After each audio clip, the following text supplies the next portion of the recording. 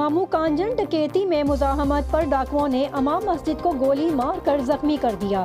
Police बर वक्त इतला के बावजूद एक फरलांग दूर जाए वकुआ पर 4 घंटे बाद पहुंची, जिस पर देहातियों ने पुलिस के खिलाफ एहतजाजी मुजाहिरा करते हुए सड़क को ब्लॉक कर दिया। मदरूब को मामू कांजन से और तांदनियावाला से अलाइड अस्पताल फैसलाबाद रेफर कर दिया गया है।